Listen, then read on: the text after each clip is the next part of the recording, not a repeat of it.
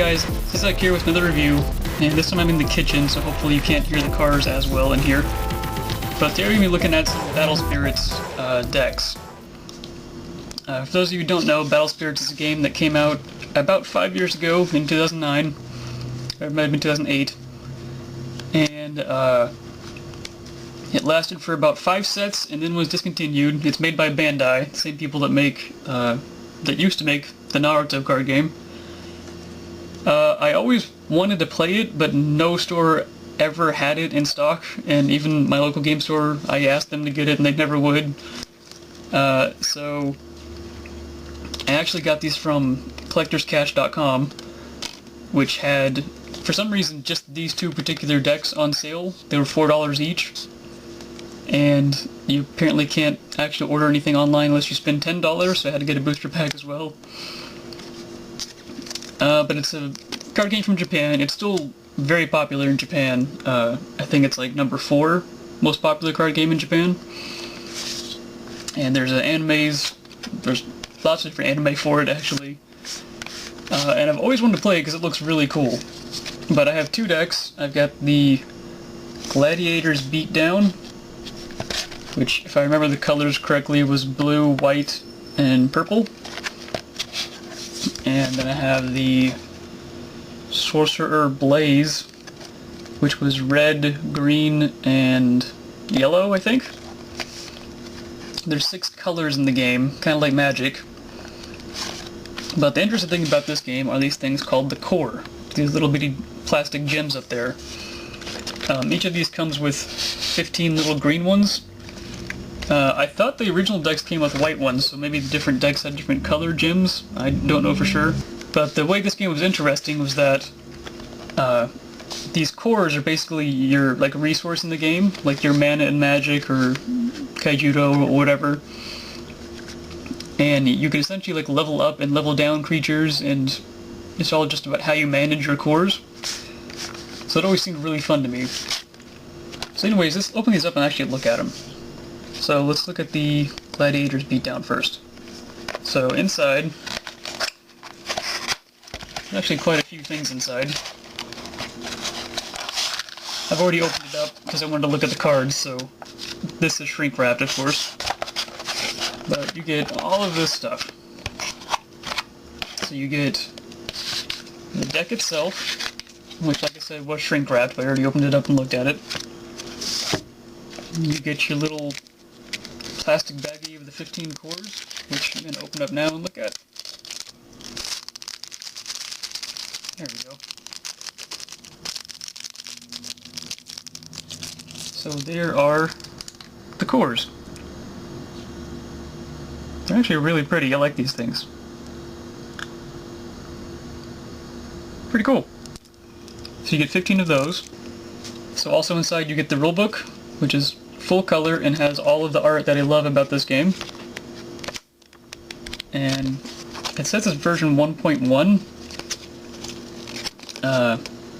but it says it only has 4 of the colors in this so far, and that the other colors are coming soon, even though they're in these decks, so I guess it's an old rulebook?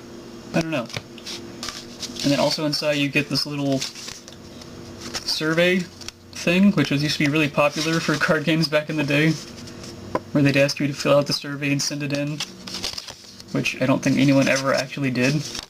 And then you have this giant playmat, which I'm going to unfold and take a look at. And there is the playmat.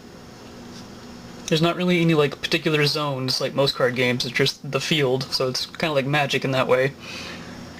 It's got awesome art. It's got your spot for the deck, your trash, so your discard pile for your cards and your cores. Has your reserve for your cores and your life. That's really awesome. And nothing on the back. And here is the deck. There's 1 foil card in each deck, and it is one of those foils that is very misshapen, so if it's somewhere in the middle of the deck, you can easily see where it is, so you need to play these with sleeves if you have any foil cards. But the foil card in this is the Weapon Collector. Now this is a spirit, which is essentially like the creatures in the game. The name's down here, the type is up there. He has some characteristics right here. He is a fighting spirit, and a soldier. The foil's actually kind of dark. You can see it pretty well on the camera because I have it in bright sunlight, but in person it's pretty dark. His cost is 8, so that means you have to spend 8 core to play this guy. But these blue core symbols here, the 3 of them, essentially mean if you have 3 spirits or 3 things on the field that have these icons, then you can take away 3 from his cost and just make him 5. So he has 1 blue gem down here, which is how much damage he does and how much cost reduction does for other things. And then he has levels on the side, which is one of the cool things about this game. The creatures can start out at level 1, and then as you play, you can put more cores in them to level them up and give them more power and either more or different effects. And all the effects tell you when they happen. So there shouldn't be any kind of like rule problems in this game. I'm not going to go over every single card. I'm just going to kind of skim through them. But I love these cards. They're beautiful. I love that almost all of them have flavor text, and it's all like part of a story, so they're all interesting to read. I love flavor text. But I just love the look of these cards. And the backs. The backs are really nice too. And here's another one. The Battling Beast Bulltop. It's like a bulldog with knives on its ears or something. It's another blue one. There's 3 of those. And you have the Pikeman Jeffrey. Yeah, they didn't, they pretty much just translated it straight from Japanese, so the Japanese like weird names, so pretty weird. This deck seems to be all about the Nexus cards, which I'll get to in a minute, and creatures that don't have effects, so that's kind of interesting. Here's the Berserk Troll. He's kind of cute. The Gigantic Cat Blinks is kind of terrifying. There's 3 of those. The Ground Supporter Francis kind of has a grump face. A Hell Scorpio, which is a purple card, which is terrifying. And I like how its characteristic is it's an ogre wizard. I would have called it an insect, but that works too. The Evil Grass Mindragora. There we go. Also terrifying. And then we have a white spirit called Ratatosker, maybe? He's essentially a cyborg squirrel, so I can't be mad at him. And then we have another white spirit called the Artifact Ask, maybe? Lots of flavor text. And another white one called the Silver Fox Haiti? Gorgeous art. Just one of those. And then we have the Nexus. The Nexus cards are kind of like enchantments in Magic, or like field spells in Yu-Gi-Oh! You pay their cost, put them on the field, and they have an effect that affects your entire field. And what's different about these is you don't have to have a core on them to stay on the field. For creatures, all their level 1 battle points, or BP, you need at least 1 core to do it. So if it only had 1 core and it got removed, it would be depleted, lose all of its effects, and destroyed. But for Nexuses, they can have no cores on the field, but you can put more cores on them to get more effects. So there's 3 of that blue Nexus. There's another blue Nexus called the Absorption Triumphal Arch. All these names are weird, but I love them. A purple Nexus called the Crossroads of Destiny, with the Skeleman. A white Nexus called the High Sky Covered by Metal. Which again, I love all the art in this game. And now we have spells. Spells do what you think they do. You play them in your main phase and discard them. Or, if they have a... Actually, I should show you. The blue icon means this is what happens if you play it in your main phase. The yellow icon, little lightning, means you play it in your flash step, which there's one after you declare attackers and there's one after you declare blockers. So this is called build up, which essentially just makes your spirits higher. one called Salvage, which can either look at the top 5 cards and get something, or make your spirit have more BP. There's a purple one called Fall Down. It's kind of cool. And the last card is Mobius Loop. It's got a little Mobius strip up in the sky, and it's a white spell. And that's pretty cool. So that's the Gladiator Beatdown deck. I haven't actually got to play a game yet. Hopefully pretty soon. I'll have some videos up eventually. But I love the look of these cards, and I'm so happy to finally have these cards. So let's look at the Sorcerer's Blaze deck now. Alright, now let's look at the Sorcerer Blaze deck. Just like the other one, I already opened it up to look at the cards. But this has all of the same components inside. And if I didn't say it before, these are from the Scars of Battle set, which was one of their later sets, I believe. So it has all the same stuff. It's got the little survey thing, which no one does. It's got the rulebook, 15 green cores, your deck, which, like I said, is shrink-wrapped before, and your giant mat. Let's look at the mat real quick. And here's a playmat for this deck. I want this as an actual rubber playmat because this art is awesome. It's essentially like a dinosaur dragon man riding another dragon dinosaur. It's, like, awesome. But just got a playmat, it's got the deck, the trash, the life, and the reserve. This is an awesome playmat. Alright, and here's the Sorcerer's Blaze deck. The foil card on top is the Dino Cavalry Diridalis. There you go. Just like the other one, the foil is awesome, but it's kind of dark.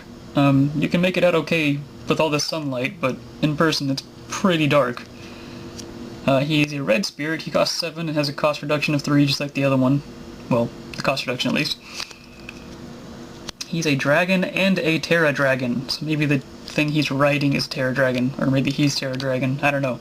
Doesn't matter, dragons.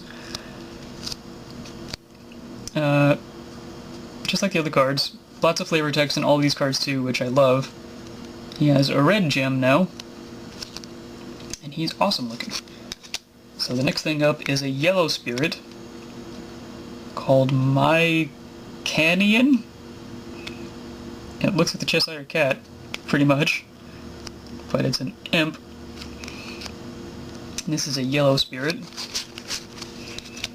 Then there's a frog fisher, it's kind of adorable. Another yellow spirit, and he's also an imp. Then we have Arcana Daltria, which are little Trump-faced guys. I don't know. They're magicians, apparently. And they have one of the keyworded effects called Brilliance, which essentially, during your battle phase, if you play a spell, you can get it back. Arcana Beast Pyra, which is like a Trump dragon. It's adorable and terrifying at the same time. Then we have a Ponysus. Not a Pegasus, but a Ponysus. Which is adorable almost to the point of being creepy. Then we have the Angelia Curio, who honestly is just creepy. Then we have the Fire Spirit Salamanders. I had to stop and look at this card because it's just hilarious. So if you look at this little guy up here, they're like kind of dragons with big sword tails. So I guess the way they attack is they just straighten themselves out and then just go brah and spew fire like a jet and just ram into people. That's hilarious. Then we have a Flame Elk, which is a very angry elk, which is a Emperor Beast. And I love the ciphertext on this guy. It says, "The absurd battle between dinosaurs and dragons, the world is getting mad. Sorry, the real master of the world is getting mad at them." So this thing is the master of dinosaurs and dragons, apparently. Then we have a Stag Scissor, which has 2 of them fighting, it looks like. This is a green spirit. Another green spirit called the Master Reiner Brothers, which look almost like a Vanguard card. And we have more Nexuses. This is the Sacred Place and Falling Stars. Gorgeous artwork. And we have a red Nexus called the Outlaw Wasteland, which is straight up dinosaurs. We have another green one called the Endless Horizon. Pretty cool. Now we have a yellow spell called Puppet String, which doesn't seem too useful to me. Like I said, I haven't played with these yet, but it seems kind of weird to just give them the characteristic for no real reason. A spell called 4 Cards, which actually sounds pretty cool. If you have 4 more Magician Spirits, all your opponent's spirits become level 1. And we have a spell called Same Tired, which is pretty funny. We have a red spell called 4th Draw, which draws your cards. Awesome art there too. And the last 2 cards are Potion Berry, which just makes you gain a core. So that is the Sorcerer Blaze deck. Pretty cool. I love the art in this game. I love the way the cards look. I really wish this game stuck around, but it's still going strong in Japan, so there may be hope one day. Okay, now I can finally open this booster pack. What I'm waiting for since I opened this package. The packaging is kind of weird. It's Bandai card packaging, so if you ever played the Power Ranger card game or the Naruto card game, it's like a super tight package around the cards. There's no like wiggle room in there. This is of the very first set, Call of the Core. These other decks are, like I said, for my later set. And there's 115 cards in the set. There's commons, uncommons, and there's rares, master rares, and X rares, which are essentially, it looks like one in almost a box. So, these have a little tear pulley on the opposite side than most Japanese card games. So let's see if I can actually open this up without ripping a card in half. Well, that didn't work at all. Let me get some scissors. Okay, never mind. I just used my toddler rage to open it. So, inside. I've never had a booster pack of this at all, so I don't know what the order is or anything like that. So we have the Artifact Laguna, maybe? It's a white spirit. Shadow Elixir, a purple spell. So apparently this first set did not have blue or yellow cards. There's a guy that's in the rulebook. Taurus Knight? That should have been a lot easier to pronounce. He's a common. Kind of creepy. A white spirit, Queen Valkyrie. Also common, it looks like. Yeah. Illusionia. That is a cat turning into a werecat. Which is also something. And hey, shiny! Chaos Draw, purple spell. So that must be my rare? Yeah, so I guess all the rares are just foil. Awesome. And we have Matra, green spirit, and Dual Cannon Bell. Cool white mech. So yeah, that is my Battle Spirit stuff. Eventually I have some kind of gameplay with these cards. But like I said, I love the art, I love the flavor in all of these cards. I really wish it stuck around, but like I said, it's still going strong in Japan, so we might get something else eventually. And I might pick up some more cards later, because depending on how well I like this game. So, thank you guys for watching. Have a nice day.